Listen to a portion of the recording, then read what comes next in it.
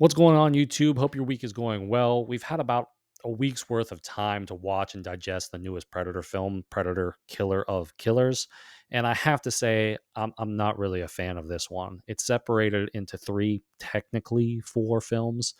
The first and the third are passable. The second is actually quite enjoyable. And then the fourth just kind of sort of ruins everything here. Film one revolves around a Viking who lost her father, and it's a revenge tale, not on the predator, but on another Viking clan. Hello, my name is Inigo Montoya. You killed my father. Prepare to die. The predator is actually kind of a curveball in each of these stories, and here we have a massive. Good lord, it has to be at least a 15-foot tall predator. I mean, this thing is huge. But it's one punching people across the room, and literally it is punching people through roofs. So in the ending fight, even though that this is a cartoon, you really shouldn't break that physicality this thing has, and they do. It's almost like they forgot the size of the monster in comparison to the main character, who is smaller than the other people that this thing was punching across rooms. It's one of those, the villain is too strong to fight the protagonist head on, so we'll just have it casually toss them around until they figure out how to defeat the thing. Right. It's lazy writing, really. And while I like the overall ending to the story and how our protagonist overcomes the predator, I thought it was kind of cool. Just the sheer physicality of the whole situation just did not make any sense. The second story here is actually the most enjoyable out of the three, and it's set in Japan. And it centers on a ninja and a samurai. There's some great action in this one. It's well paced. And despite the lack of dialogue, it's really easy to follow and it's a good story.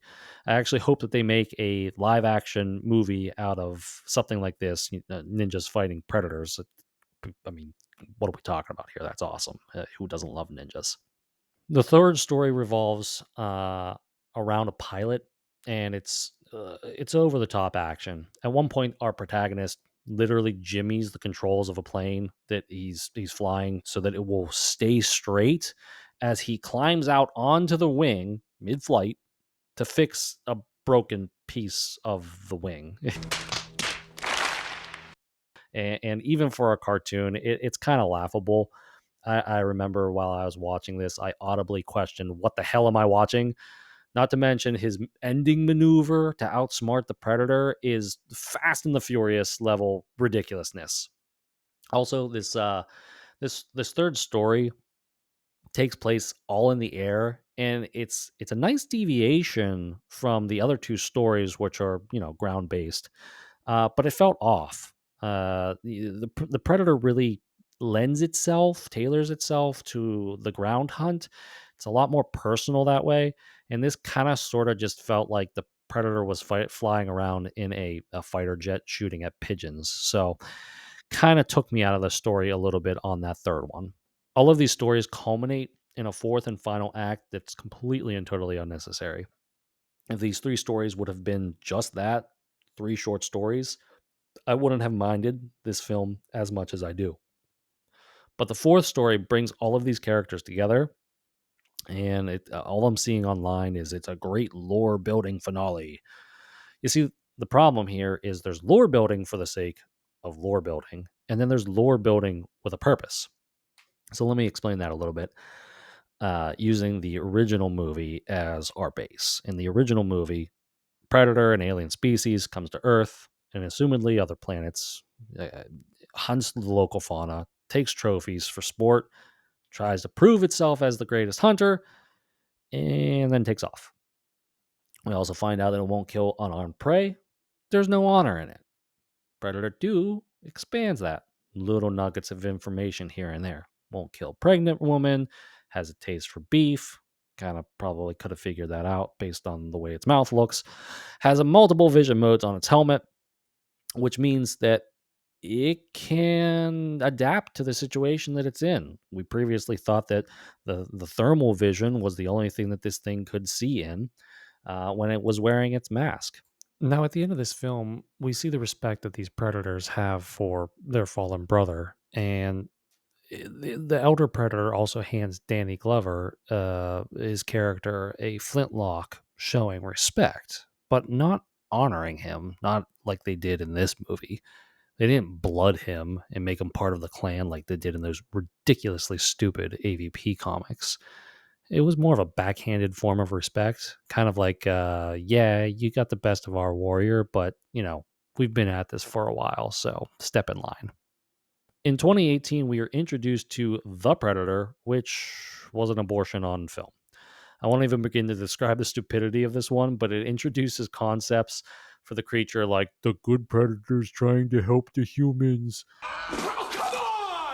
as well as why the predator takes the spinal cord, the super predator, etc., etc. It's too much. There's like just this vast flow of information being poured onto us as the viewer, and it's too much. The other movies, like I said, gave us small little bits of information that we could paint the picture of this species. It's with a broad stroke, but it's at least becoming a slight bit clearer every time we see a new movie. In here, we'll make a happy little cloud. So it kept the mind wandering, which is good. The mystery of these monsters is a positive. Here in this movie, we are shown that these creatures can literally just beam us up at any moment, Beam me up. take us to their gladiator style ring, and use us to fight other species in their, gladiator games. Additionally, if you killed a predator on Earth, why did they capture you? Is it so that you can fight this new predator clan member, or I'm not really sure. It doesn't make sense. It's you've killed one of my warriors, so now I'm gonna fight you, and then we can see who's better. What? Again, it just does not make any sense. Additionally, if you win, you're then thrown into a cryotube for more reasons that we're not sure. Maybe to fight another day. Maybe it's a trophy thing, like we're collecting the best hunters in the universe. It would appear that they are rewriting the story, or really the whole lore of the Predator. I mean, they're taking it away from the thrill of the hunt, and they're making it into this gladiator style fight, which has nothing to do with a hunt. It's all to do with really who's the best fighter. Are you not entertained? Are you not entertained? You see, this is an expansion of lore that just does not fit the original concept of the Predator. Strip away all of that fun action, and the original movie was about an alien race that planet hops and making trophies of the local fauna. Plain and simple. Makes a mundane human activity, hunting, and flips it on its head. Now we are the hunted. All of this other expansion or lore is unneeded. Show me the small things, the honor for its fallen brethren, like in AVP 2. Although it was a bad movie, that was at least a good tidbit of information that we saw, or Predator 2. Show me the warring clans of predators. Don't explain away everything just because you can. Leave these things as a mystery.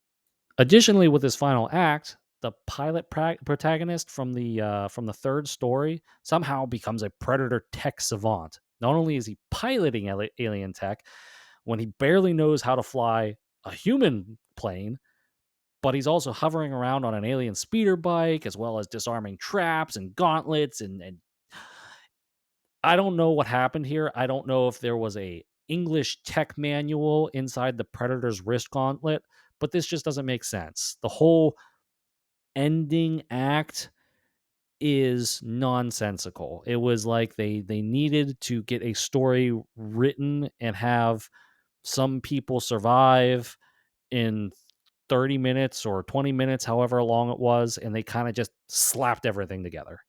Finally, at the very end, they tie this cartoon to one of the live action movies, which now means all of that ridiculous action. Yeah, you have to put that in context with a live action movie and think it's believable because these characters now live in that world.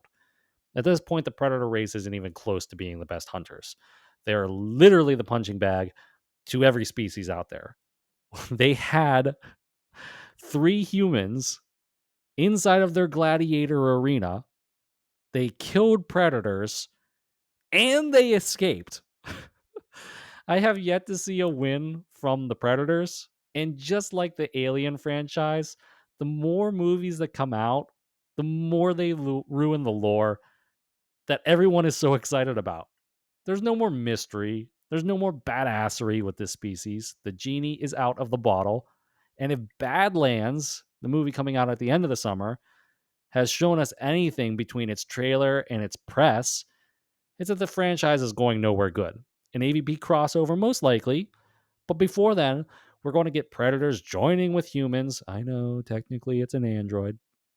Joining with humans and more idiotic expansions to the franchise. It used to be that we were cannon fodder for these things. And now we are being worshipped, literally worshipped by them. As Michael Scott would say, ah, yes, how the turntables. This franchise has become a joke. Anyway, I've said my piece. We'll leave it at that for now.